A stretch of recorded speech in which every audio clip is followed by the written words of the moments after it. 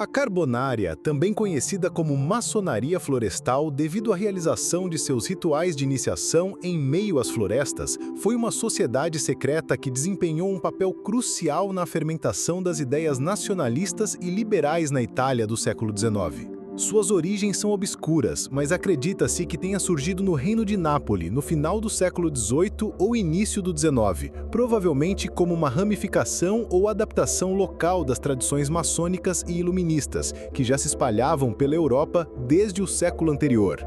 Após a queda de Napoleão Bonaparte e a restauração dos regimes absolutistas promovidas pelo Congresso de Viena, 1814 a 1815, a carbonária ganhou força como espaço de resistência às novas/velhas autoridades conservadoras que reassumiram o controle de diversos estados italianos. A organização atraiu especialmente jovens intelectuais, militares e membros da classe média urbana que viam nos ideais de liberdade, igualdade e soberania popular um caminho para transformar a realidade fragmentada e subordinada da Península Itálica. De caráter paramaçônico, a carbonária possuía uma estrutura hierárquica, rituais simbólicos e terminologias próprias. Os membros se autodenominavam carbonari, carvoeiros, e suas células clandestinas eram chamadas de vendas, inspiradas nas lojas da maçonaria.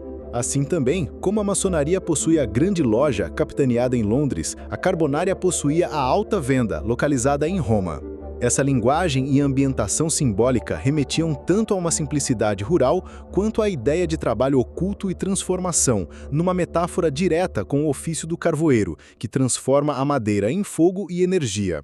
As florestas, locais simbólicos de liberdade e mistério, representavam o espaço ideal para seus encontros iniciáticos.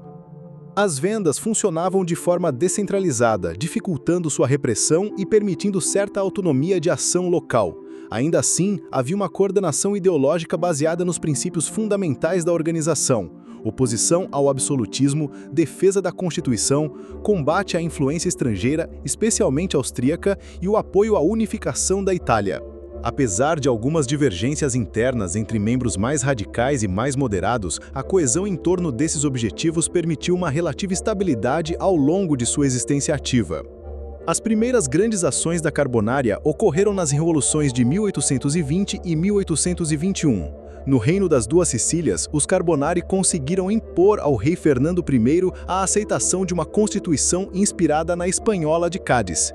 No entanto, a intervenção da Santa Aliança e a subsequente repressão liderada pelas tropas austríacas restauraram o poder absoluto e dissolveram as conquistas constitucionais. No Piemonte, uma tentativa semelhante foi rapidamente sufocada e os líderes foram exilados ou executados. A repressão de 1821 não significou o fim da carbonária, que continuou a atuar de forma clandestina. Em 1831, novas revoltas carbonárias eclodiram nos estados papais e Módena, encabeçadas por jovens patriotas influenciados pelas ideias liberais e pelo nacionalismo emergente.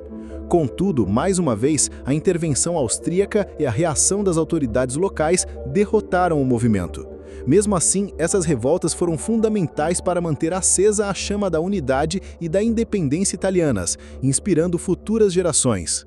Entre os Carbonari notáveis, destacam-se Silvio Pellico e Piero Maroncelli, intelectuais que sofreram longos períodos de prisão por suas atividades políticas. Pellico tornou-se símbolo do martírio liberal com a publicação de Le mie prigioni, Minhas Prisões, um relato autobiográfico de sua detenção nos cárceres austríacos que teve grande impacto emocional e político na juventude italiana. A obra ajudou a consolidar a imagem do carbonário como herói moral e patriota.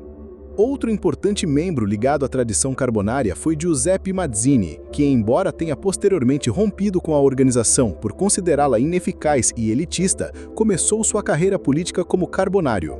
Mazzini fundaria em 1831 a Jovem Itália, um movimento mais centralizado, com objetivos claramente republicanos e voltado à mobilização das massas.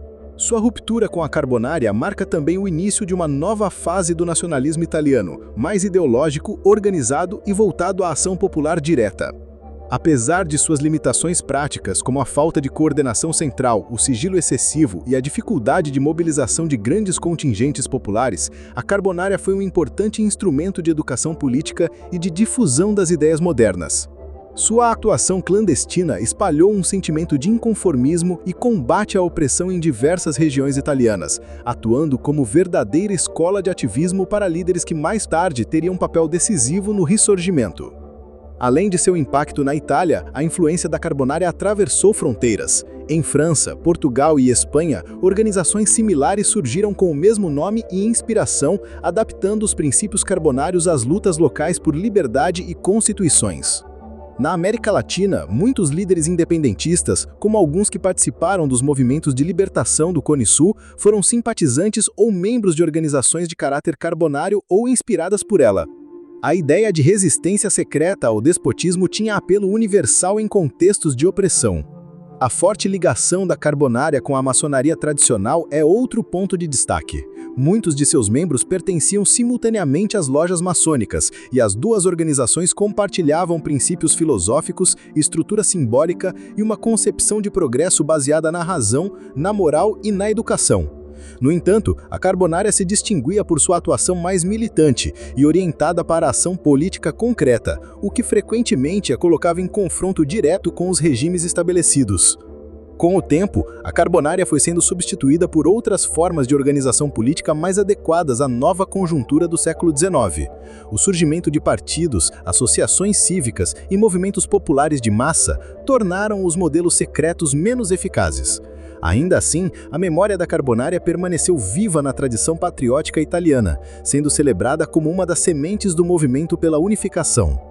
A repressão brutal que sofreu contribuiu para mitificar ainda mais sua imagem entre os italianos. Muitos dos mártires do movimento tornaram-se ícones nacionais, e seus nomes foram imortalizados em ruas, praças e monumentos.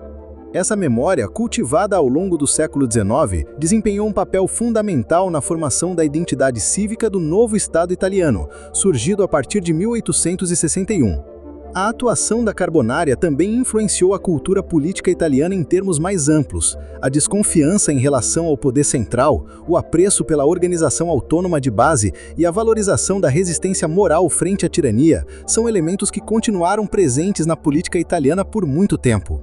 A ideia de que a liberdade exige vigilância e sacrifício, tão cara aos Carbonari, encontrou ressonância na Itália unificada e além. Portanto, embora muitas de suas ações tenham fracassado no curto prazo, a Carbonária foi essencial para manter vivo o ideal da unificação e da liberdade na Itália.